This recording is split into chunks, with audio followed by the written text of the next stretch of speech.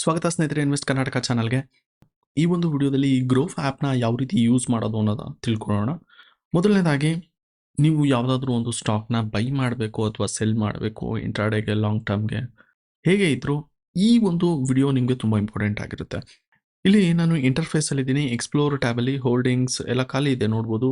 Watch list ನಾನು ಹಿಂದಿನ video ಮಾಡಿದ್ದೀನಿ. ವಾಚ್ ಲಿಸ್ಟ್ ಬಗ್ಗೆ ಸಂಪೂರ್ಣ ಮಾಹಿತಿ ಹೇಗಿರುತ್ತೆ, ವಾಚ್ ಲಿಸ್ಟ್ ಅಂದರೆ ಹೇಗೆ ಕ್ರಿಯೇಟ್ ಮಾಡೋದು ಅಂತ ಅದನ್ನು ನೋಡ್ಕೊಂಬನ್ನಿ. ಇದಾದಮೇಲೆ ಇನ್ನೊಂದು ವಿಡಿಯೋ ಇದೆ. ಈ ವಿಡಿಯೋ ನೀವು ಖಂಡಿತವಾಗ್ಲೂ ನೋಡಲೇಬೇಕು. ಯಾಕೆ ಅಂದರೆ ಸ್ಟಾಕ್ ಮಾರ್ಕೆಟ್ ಹೇಗೆ ವರ್ಕ್ ಆಗುತ್ತೆ ಇಂಟ್ರಾಡೇಲಿ ಅನ್ನೋದನ್ನು ನಾನು ಥಿಯರಿಕ್ಕಾಗಿ ಒಂದು ಎಕ್ಸಾಂಪಲ್ ಸಮೇತ ಎಕ್ಸ್ಪ್ಲೈನ್ ಮಾಡಿದ್ದೀನಿ. ತುಂಬ ಚೆನ್ನಾಗಿದೆ. ಸೊ ಓಕೆ, ಇವಾಗ ನಾನು ಎಕ್ಸ್ಪ್ಲೋರ್ ಟ್ಯಾಬಲ್ಲಿ ಇರೋವಂಥದ್ದನ್ನೆಲ್ಲ ನಾನು ಹೇಳಿದ್ದೀನಿ. ಈಗ ನಾನು ಹೇಳುವಂಥದ್ದು ಯಾವ ರೀತಿ ಇರುತ್ತೆ ಒಂದು ಸ್ಟಾಕ್ನ ನೀವು ಓಪನ್ ಮಾಡಿದಾಗ ಅದರ ಇಂಟರ್ಫೇಸ್ ಅಂತ.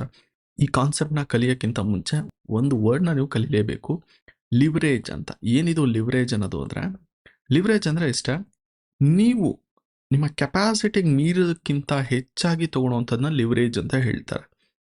ಓಕೆ, ಹೇಗೆ ಈ ಲಿವರೇಜ್ ವರ್ಕ್ ಆಗುತ್ತೆ ಅನ್ನೋದೆಲ್ಲ ನಾವು ಮುಂದೆ ಮಾತಾಡೋಣ. ಬಟ್ ಲಿವರೇಜ್ ಅಂದರೆ ಅರ್ಥ ಮಾಡ್ಕೊಳ್ಳಿ, ನಿಮ್ಮ ಹತ್ರ 10 ರೂಪಾಯಿ ಇದೆ, ಒಂದು ಶೇರ್ 10 ರೂಪಾಯಿ ಬೆಲೆ ಉಳ್ಳಂಥದ್ದು.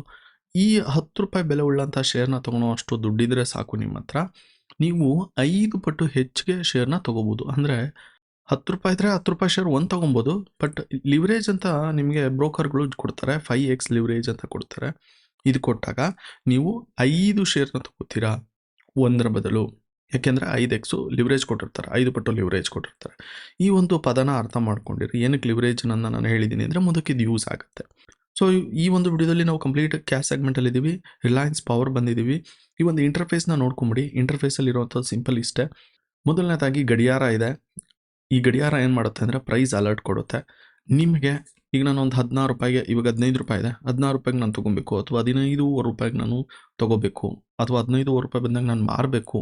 ಒಂದು ಅಲಾರಾಮ್, ನಿದ್ದೆಯಿಂದ ಎದ್ದೋಳಕ್ಕೆ ಅಥವಾ ನೀವೇನೋ ಒಂದು ಕೆಲಸ ಮಾಡೋಕ್ಕೆ ಒಂದು ಅಲಾರಾಮ್ ಇಟ್ಕೊಂಡಿರ್ತೀರಲ್ಲ. ಯೂಶಲಿ ಅಲಾರಾಮ್ ಬೆಳಗ್ಗೆ ಎದ್ದೋಳಕ್ಕೆ ಇಟ್ಕೋತೀವಿ, ಯಾಕೆಂದರೆ ಈ ಟೈಮ್ಗೆ ಕರೆಕ್ಟಾಗಿ ಅಲಾರಾಮ್ ಇದ್ದಾಗ ಟೈಮ್ ಆಯಿತು ಅಂತ. ಅದೇ ಥರನೇ ಒಂದು ಬೈ ಮಾಡಬೇಕು ಸೆಲ್ ಮಾಡಬೇಕು ಅಂದಾಗ ಒಂದು ಅಲಾರಾಮ್ ಇರಬೇಕು ನಿಮಗೆ. ನೀವು ಯಾರನ್ನೋ ನಂಬಿ ಫ್ರೆಂಡ್ ಫೋನ್ ಮಾಡಿಬಿಟ್ಟು, ಮಗ ಇದು 15 ರೂಪಾಯಿಗೆ ಬಂದಾಗ ನನಗೆ ಹೇಳು ಅಂತ ಹೇಳಿದ್ರೆ ಪ್ರಾಬ್ಲಿ ಅವ್ನಿಗೇನೋ ಬೇರೆ ಕೆಲಸ ಇರ್ಬೋದು. ಸೊ ಅದಕ್ಕೆ ಒಳ್ಳೆ ಫೀಚರ್ಸ್ನ ಕೊಟ್ಟಿರೋವಂಥ ಒಂದು ಗ್ರೋವ್ ಎಲ್ಲ ಆ್ಯಪ್ಗಳಲ್ಲೂ ಇದೆ ಇದು. ಇಲ್ಲಿ ನೀವು ಪ್ರೈಸ್ನ ಸೆಟ್ ಮಾಡ್ಬೋದು. ನಾನು 16 ರೂಪಾಯಿ ಸೆಟ್ ಮಾಡಿಬಿಟ್ಟು ಇಟ್ಬಿಟ್ಟು ಬಿಟ್ಟರೆ ಎವ್ರಿ ಟೈಮ್ ಅಥವಾ ಒನ್ ಟೈಮ್ ಅಂತ ಕೊಡುತ್ತೆ. ಯಾವಾಗ ಈ ಒಂದು ಶೇರ್ 16 ರೂಪಾಯಿಗೆ ಬರುತ್ತೆ, ಪ್ರತಿ ಸಾರಿ ನಿಮಗೆ ಅಲಾರಾಮ್ ನೋಟಿಫಿಕೇಷನ್ ಬರ್ತಾ ಇರುತ್ತೆ. ಸದ್ಯಕ್ಕೆ ಈಗ ಇದು ಬೇಡ, ಮುಂದಕ್ಕೆ ನಾನು ಯೂಸ್ ಮಾಡೋಣ, ಸ್ವಲ್ಪ ಅಡ್ವಾನ್ಸ್ ಆಗಿದೆ.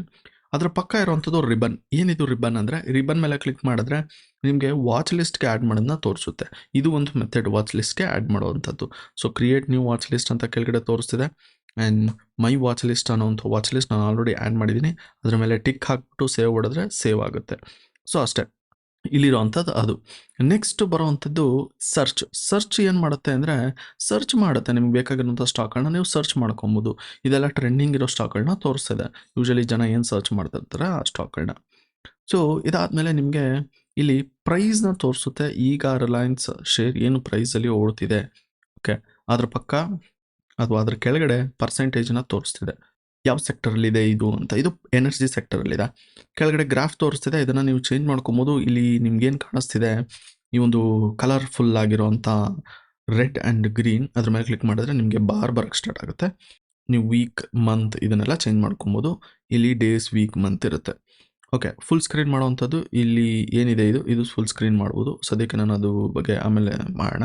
ಅದರ ಕೆಳಗಡೆ ಬಂದರೆ 3 ಟ್ಯಾಬ್ ಇರುತ್ತೆ. ಓವ್ಯೂ, ನ್ಯೂಸ್, ಇವೆಂಟ್ ಅಂತ. ಓವ್ಯೂ ಅಂದರೆ ಈ ಒಂದು ಸ್ಟಾಕ್ನ ಒಂದಷ್ಟು ಮಾಹಿತಿಗಳು ಇದರಲ್ಲಿರುತ್ತೆ. ಪರ್ಫಾರ್ಮೆನ್ಸ್ ಹೇಗಿರುತ್ತೆ, ಟುಡೇ ಹೈ, ಟುಡೇ ಲೋ ಎಷ್ಟಿದೆ, ಆ್ಯಂಡ್ ಇವತ್ತಿನ ಮಾರ್ಕೆಟ್ ಓಪನ್ ಆದಾಗ ಎಷ್ಟಿತ್ತು, ಕ್ಲೋಸ್ ಎಷ್ಟಾಗಿದೆ, ಇದೆಲ್ಲ ತೋರಿಸುತ್ತೆ. ಓಪನ್ ಎಷ್ಟಕ್ಕಾಯಿತು, 15 ರೂಪಾಯಿ 10 ಪೈಸೆಗಾಯಿತು, ಆ್ಯಂಡ್ ಪ್ರೀವಿಯಸ್ ಕ್ಲೋಸ್ ಎಷ್ಟಾಗಿತ್ತು, 15 ರೂಪಾಯಿಗಾಗಿತ್ತು, ಎಷ್ಟು ವಾಲ್ಯೂಮ್ಸ್ ಎಲ್ಲಾಗ್ತಿದೆ, ಈ ಥರದ್ದೆಲ್ಲ ತೋರಿಸುತ್ತೆ. ಅಪ್ಪರ್ ಸರ್ಕ್ಯೂಟ್ ಎಲ್ಲಿದೆ, ಲೋ ಸರ್ಕ್ಯೂಟ್ ಎಲ್ಲಿದೆ, ಇದೆಲ್ಲ complete detail. Upper circuit, lower circuit ಅಂದರೆ ಸಿಂಪಲ್ಲಾಗಿ ನಾನು ಅದ್ರ ಬಗ್ಗೆ ವಿಡಿಯೋ ಕಂಪ್ಲೀಟಾಗಿ ಮಾಡಿದ್ದೀನಿ, ಯೂಟ್ಯೂಬ್ ಚಾನಲಲ್ಲಿದೆ ನೋಡಿ.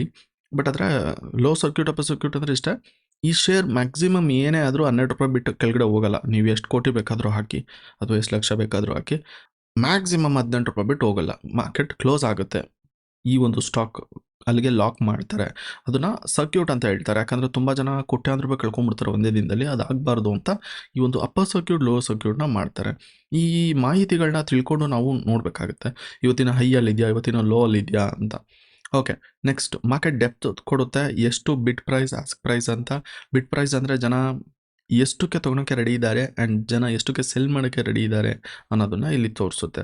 ಆಸ್ಕ್ ಪ್ರೈಸ್ ಅಂದರೆ ಬೈ ಮಾಡೋಕ್ಕೆ ರೆಡಿ ಇರೋವಂಥವ್ರು, ಬಿಡ್ ಪ್ರೈಸ್ ಅಂದರೆ ಮಾರೋಕ್ಕೆ ರೆಡಿ ಇರುವಂಥವ್ರು. ಕೇಳೋದು ತೊಗೊಳೋರೆ ತಾನೆ, ಆಸ್ಕ್ ಅನ್ನೋದು ತೊಗೊಳೋವಂಥವ್ರು ಕೇಳ್ತಾರೋ ಅಂಥದ್ದು.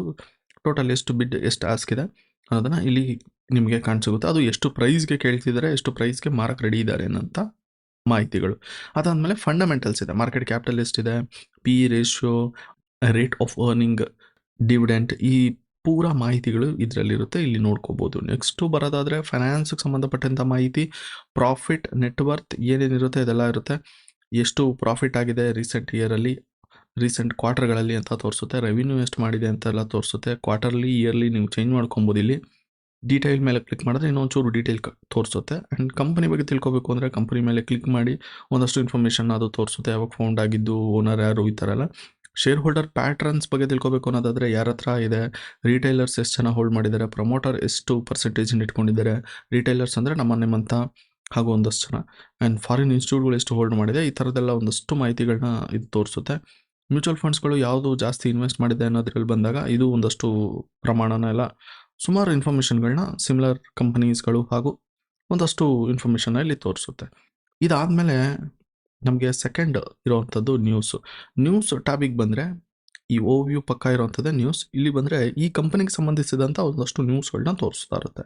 ಏನಾದರೂ ಇನ್ಫಾರ್ಮೇಷನ್ ಇದ್ದರೆ ಅಥವಾ ಏನಾದರೂ ಅಪ್ಡೇಟ್ ಬಂದಿದ್ದರೆ, ಕೆಲವು ಸರಿ ತುಂಬ ಲಾಸ್ ಮಾಡ್ಕೊಂಡಿರುತ್ತೆ ಕಂಪ್ನಿ, ಆವಾಗ ಇಲ್ಲಿ ನ್ಯೂಸಲ್ಲಿ ತೋರಿಸಿದಾಗ ಈ ಒಂದು ಶೇರ್ ಮೇಲೆ ಎಫೆಕ್ಟ್ ಮಾಡುತ್ತೆ. ಸೊ ಇವೆಂಟ್ ಅಂತ ಇರುತ್ತೆ. ಈ ಒಂದು ಕಂಪನಿಗೆ ಸಂಬಂಧಿಸಿದ ಇವೆಂಟ್, ಮೀಟಿಂಗ್ಗಳಾಗಿರ್ಬೋದು ಅಥವಾ ಏನಾದರೂ ಅನೌನ್ಸ್ಮೆಂಟ್ ಇದ್ದರೆ, ಜನರಲ್ ಮೀಟಿಂಗ್ಗಳು, ಡಿವಿಡೆಂಟ್ ಅನೌನ್ಸ್ಮೆಂಟ್, ಈ ಥರದನ್ನ ಇಲ್ಲಿ ತೋರಿಸುತ್ತೆ. ಆಪ್ಷನ್ಸ್ಗಳಿದೆ, ಇದನ್ನು ನೋಡ್ಕೊಬಿಡಿ. ಬೋನಸ್ ಅದು ಇದು ಏನಾದರೂ ಕೊಟ್ಟಿದ್ರೆ ಇದ್ರ ಮೇಲೆ ಕ್ಲಿಕ್ ಮಾಡಿ. ಡಿವಿಡೆಂಟ್ ಯಾವಾಗ ಇಶ್ಯೂ ಆಗಿದೆ ಅನ್ನೋದ್ರ ಮೇಲೆ ಕ್ಲಿಕ್ ಮಾಡಿದ್ರೆ ಅಲ್ಲಿ ತೋರಿಸುತ್ತೆ. ಅನೌನ್ಸ್ಮೆಂಟ್ ಮೇಲೆ ಕ್ಲಿಕ್ ಮಾಡಿದ್ರೆ ಬರೀ ಅನೌನ್ಸ್ಮೆಂಟ್ ಮಾತ್ರ ತೋರಿಸುತ್ತೆ. ಈ ಥರ ನ್ಯೂಸ್ಗಳನ್ನ ತೋರಿಸುತ್ತೆ. ನೀವು ಯಾವುದೇ ಹೋದ್ರೂ ತೋರಿಸುತ್ತೆ. ಈಗ ನಾನು ರಿಲಯನ್ಸ್ ಪವರಲ್ಲಿದ್ದೆ, ಟಾಟಾ ಸ್ಟೀಲ್ಗೆ ಹೋದರೂ ಇದೇ ಥರನೇ ನಿಮಗೆ ಇನ್ಫಾರ್ಮೇಷನ್ಗಳನ್ನ ತೋರಿಸುತ್ತೆ. ಮಾರ್ಕೆಟ್ ನ್ಯೂಸ್ಗೆ ಹೋಗ್ಬೋದು. ಆ್ಯಂಡ್ ಎಫ್ ಆ್ಯಂಡ್ ಹೋದ್ರೆ ಎಫ್ ಆ್ಯಂಡ್ ತೋರಿಸುತ್ತೆ.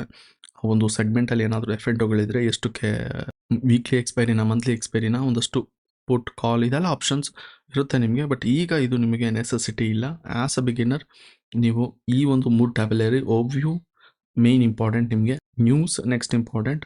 ರೀಸೆಂಟಾಗಿ ಏನು ನ್ಯೂಸ್ ಇಲ್ಲ ಅಂತ ಹೇಳಿದ್ರೆ ಈ ಸ್ಟಾಕ್ ಬಗ್ಗೆ, ಇವೆಂಟ್ಸ್ ಏನೇನು ಬರ್ತಿದೆ ಅನ್ನೋವಂಥದ್ದು ಇದನ್ನು ತೋರಿಸುತ್ತೆ. ಡಿವಿಡೆಂಟ್, ಅಪ್ಕಮಿಂಗ್ ಡಿವಿಡೆಂಟ್ ಮೆನ್ಷನ್ ಮಾಡಿದ್ದಾರೆ. ಸೊ ಈ ಥರ ಟಾಟಾ ಸ್ಟೀಲ್ ತೊಗೊಂಡಿರೋರಿಗೆ good informations. So buy and sell ಮಾಡಬೇಕು, ಬೈ ಯಾವ ರೀತಿ ಮಾಡಬೇಕು, ಸೆಲ್ ಯಾವ ರೀತಿ ಮಾಡಬೇಕು ಅನ್ನೋದೊಂದು ಬಿಟ್ಟಿದ್ದೀನಿ. ಇದು ಮೇನ್ ಟ್ಯಾಬ್. ಇದನ್ನೇ ನಾವು ತುಂಬ ದಿನ ಮಾಡೋವಂಥದ್ದು, ತುಂಬ ಜನ ಮಾಡೋವಂಥದ್ದು. ಇದನ್ನು ನೆಕ್ಸ್ಟ್ ವಿಡಿಯೋದಲ್ಲಿ ಕಂಟಿನ್ಯೂ ಮಾಡ್ತೀನಿ. ನೀವು ರಿಕ್ವೆಸ್ಟ್ ಮಾಡೋದಂಥ ವಿಡಿಯೋ ಇದೇ ಥರ ರಿಕ್ವೆಸ್ಟ್ ಮಾಡ್ತಾರೆ. ಕಮೆಂಟ್ ಸೆಕ್ಷನ್ ನಿಮಗೋಸ್ಕರ ಹೋಗೋ ಕಾಯ್ತಾ ಇರುತ್ತೆ. ನಿಮಗೆ ಯಾವ ರೀತಿ ವಿಡಿಯೋಗಳು ಬೇಕು ಅನ್ನೋದನ್ನು ಮೆನ್ಷನ್ ಮಾಡಿ, ಅದ್ರ ಮೇಲೂ ವಿಡಿಯೋ ಮಾಡೋಣ. So thank you for watching. ಮುಂದಿನ ವಿಡಿಯೋದಲ್ಲಿ ಸಿಗೋಣ ಇನ್ನಷ್ಟು ಡೀಟೇಲ್ಗಳ ಜೊತೆಗೆ.